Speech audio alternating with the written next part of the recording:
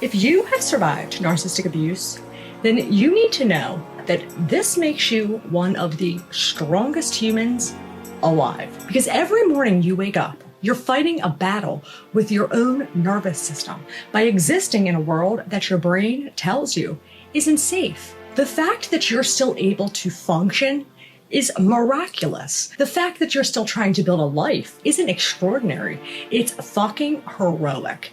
Sadly, for months, years, and decades, have been convinced and have heard others tell you that you're just codependent. Like you chose to have your identity erased. You're too sensitive. Like sensitivity is why you feel more hollowed out and shattered than a piñata after a 6-year-old's birthday party. Or to just move on, like you can walk off psychological murder. These recycled misconceptions about trauma bonds, codependency, and intermittent rewards not only are they invalidating what you've lived through, but scientifically do not explain all the experiences that are often even too difficult to find words for. And well, let's be real. Some of the theories about why survivors stay are legitimately absurd.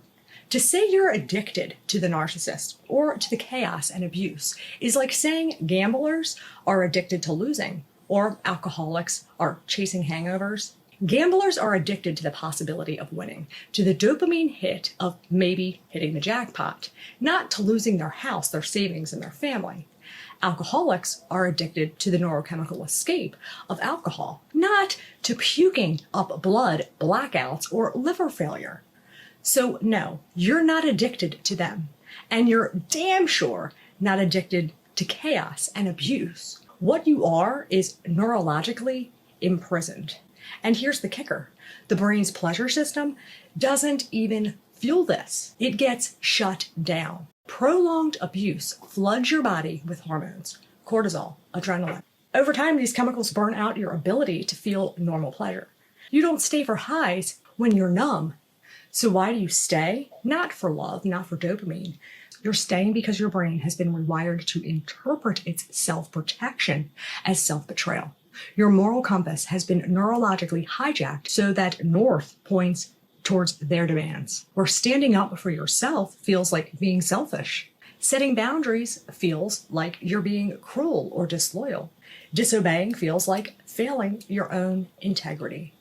That is not addiction. That is captivity.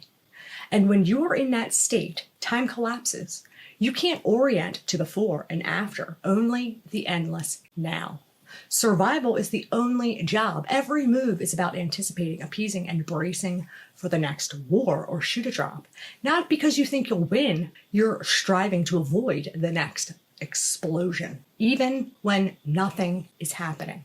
And unlike trauma flashbacks that drag you into the past, this feels like there is no past or future at all, just a living nightmare that colonizes your present, where you're moving, speaking, working, but it all feels off, like you're watching yourself through glass, because your DMN, the self-narrator, is running a script, but it isn't your script, it's theirs, looping endlessly. That's why it feels like the Twilight Zone, familiar surroundings, but none of it is anchored. Like time is broken, going nowhere, but still grinding on. No tether, no self, no reality check. This doesn't create some addiction to unpredictable highs. It creates cognitive helplessness. You're not trying to manage a chaotic person. You're trying to survive deliberate psychological warfare, colonizing your present. That's what makes this fundamental betrayal unlike any other.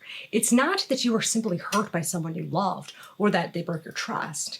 It's far worse because they dismantled your ability to even realize you were being hurt. They don't just gaslight you, they do it with such relentless precision that truth and falsehood become indistinguishable. They don't just isolate you from others, they shattered your connection to your own self. And let's be clear, no one, and I mean no one, stays in these horrific relationships because they enjoy being brain fucked into the pavement by Satan. And when you finally do manage to escape, that's when the most terrifying truth sucker punches you straight in the kidneys.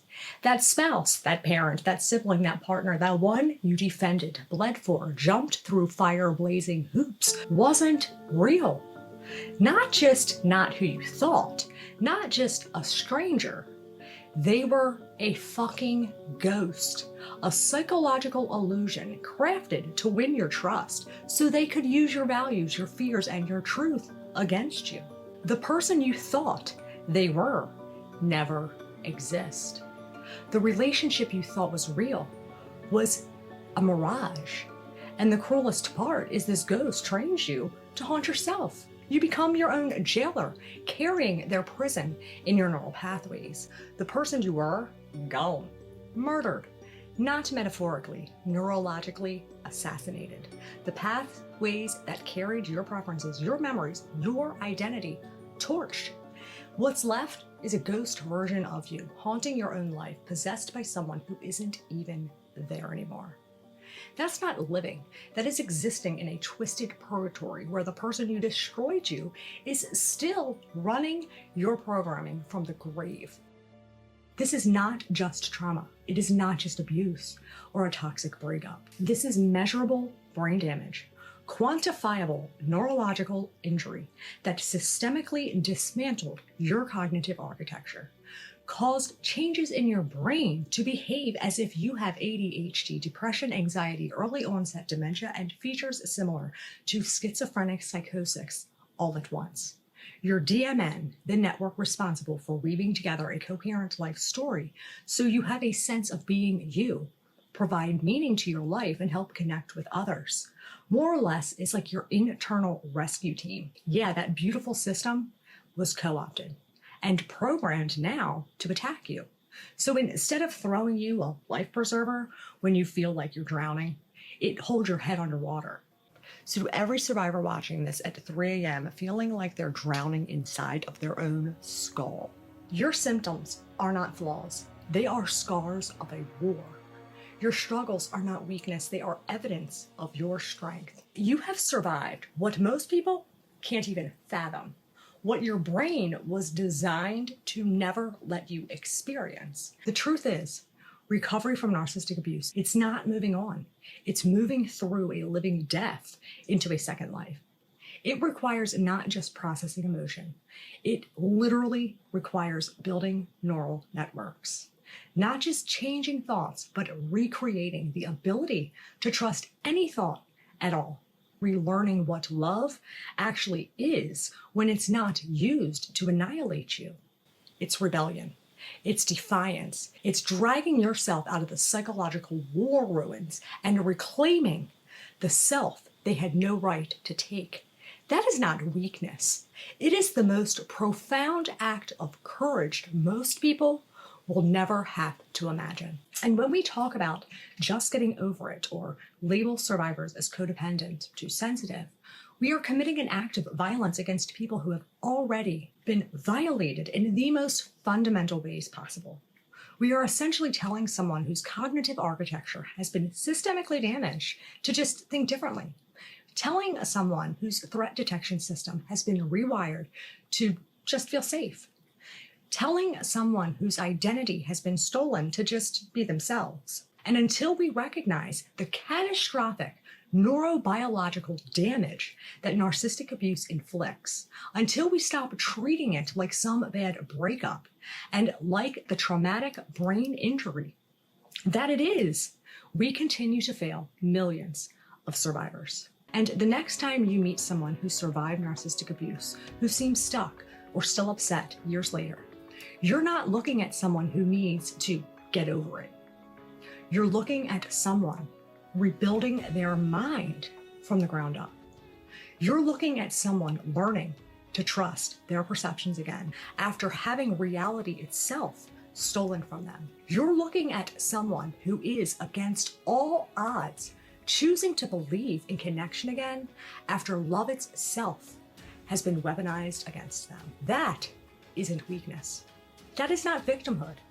That is the very definition of strength. That is what it means to rise from the invisible catastrophe and reclaim your mind, your life, and your future from those who tried to erase it. That, my friends, is not nothing. That is what it means to survive. So fight for you. Get back the life that they had no right to take from you, because you are worth and deserve so much more. Fight for you. Save you. Focus on you. Fuck the narcissist, or whatever you want to call them.